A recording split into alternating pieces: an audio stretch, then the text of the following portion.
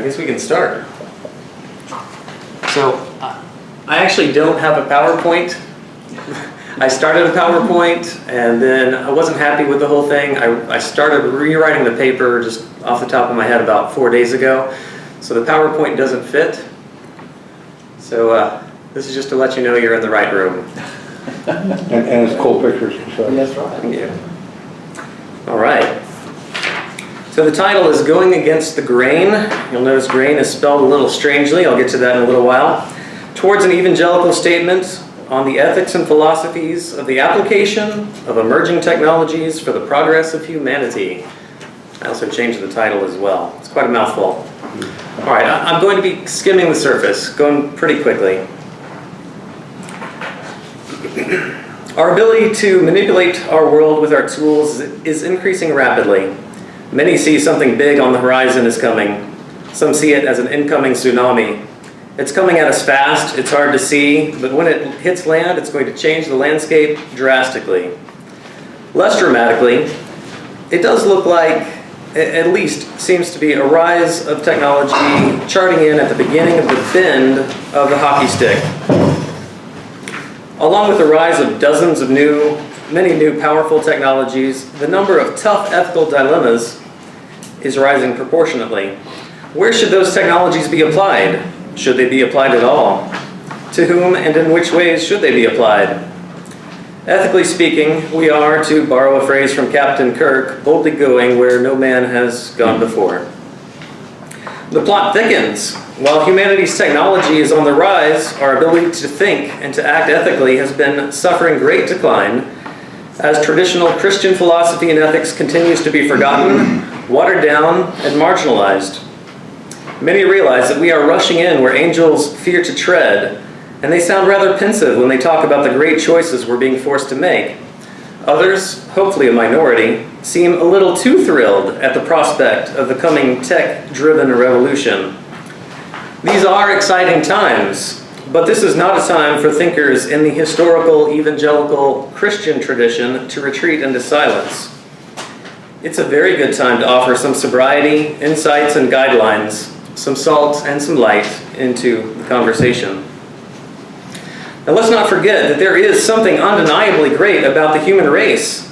In the 8th Psalm, David insisted boldly that we were made a little lower than the Elohim, that we were crowned with glory and honor, that we were given dominion over all creation and the animals.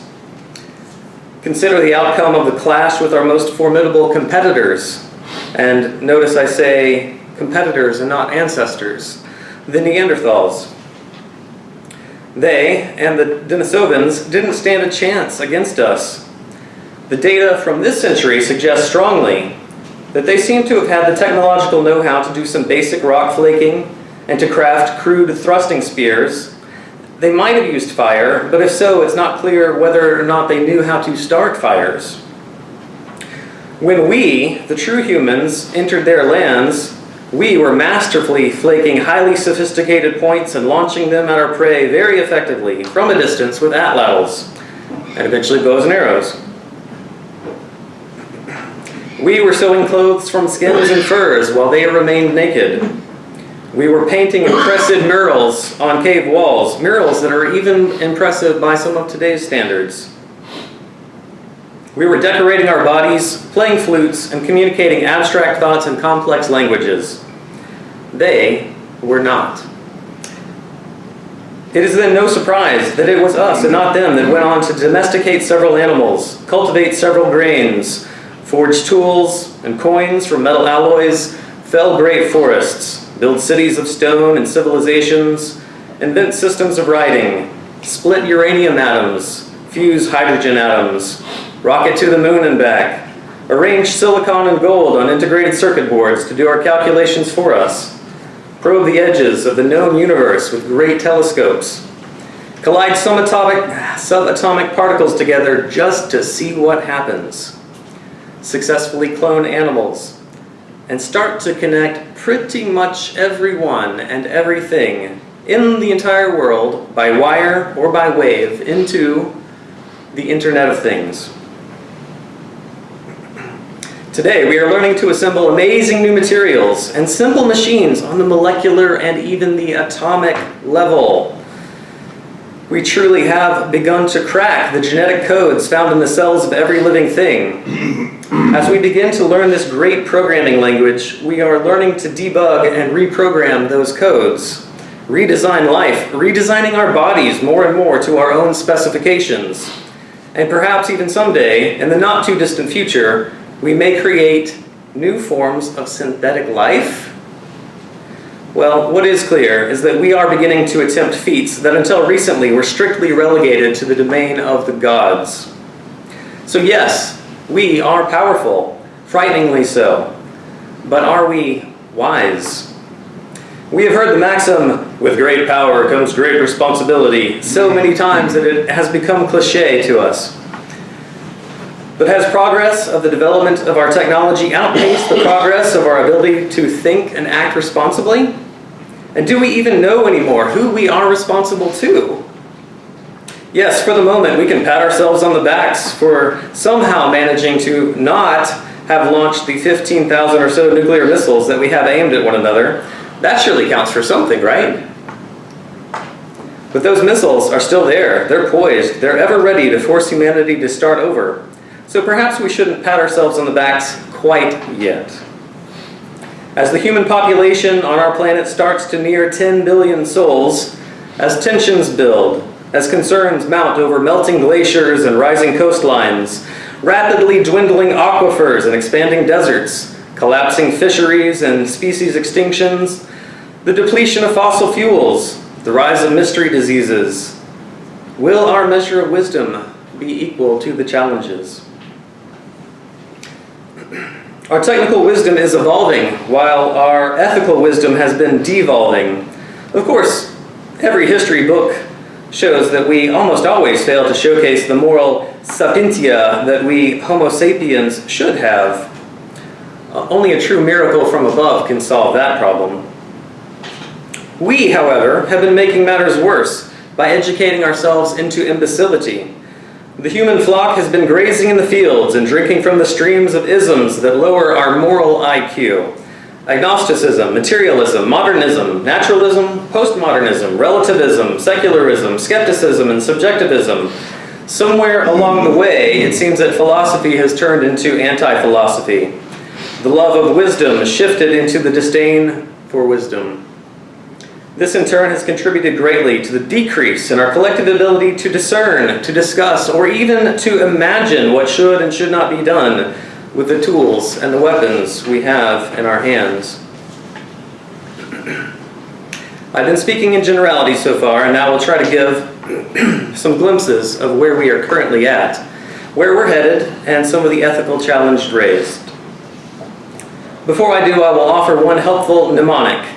G.R.A.I.N, G.R.A.I.N, that stands for Genetic Engineering, Robotics and Bionics, Artificial Intelligence and Information Technology, and Nanotechnology.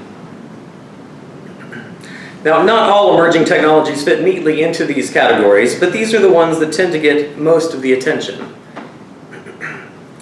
Starting with G, Genetic Engineering. The thing that most alerted me to the idea that what was dismissible in the past as mere fantasies of science fiction writers has become a very sobering reality today was CRISPR-Cas9 technology. In 2012, it proved to be a viable technique for tapping into the awesome technology that the designer of life seems to have put into the cells of bacteria, plants, animals, humans, almost every living thing. This technique taps into a piece of the immune system which was designed to remember, to recognize, and remove threats like viruses. Cas9 is a protein, a type of nanotechnology so amazing that only God could have put it into our cells. Humans did not invent CRISPR-Cas9. We take the credit for it, but we did not invent it. We just tapped into it. Some very bright humans started to figure out techniques and technologies to tap into that advanced cell technology. Allowing for some oversimplification, it allows us to remove snippets of genetic code that we might want to remove and add snippets of code that we might want to add. You tell it what code to go search for. it reads strands of DNA and finds that one code snippet. When it finds it, it cuts it out with little molecular scissors. And then you tell it what you want it to replace that segment of code with. Tantalizing possibilities, right? It is taking genetic editing to the next level because it is far more precise, far more efficient, far more successful, and considerably less expensive than previous attempts of genetic editing. Some have analogized this quantum leap as moving from the typewriter with whiteout to the electronic word processor with cut and paste functionality.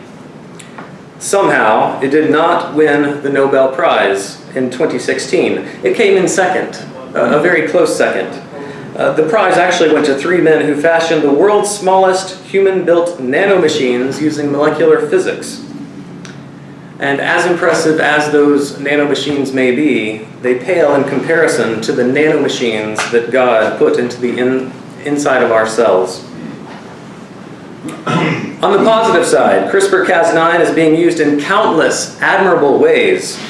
It is chiefly used today to try to edit out harmful mutations and other inheritable snippets of code that lead to undesirable and seemingly abnormal conditions like cystic fibrosis, sickle cell anemia, muscular dystrophy, Huntington's disease, HIV, and other genes that may lead to cancers. It seems like Cas9 technology just might soon be able to do that. So imagine a world where all inheritable diseases are just a memory.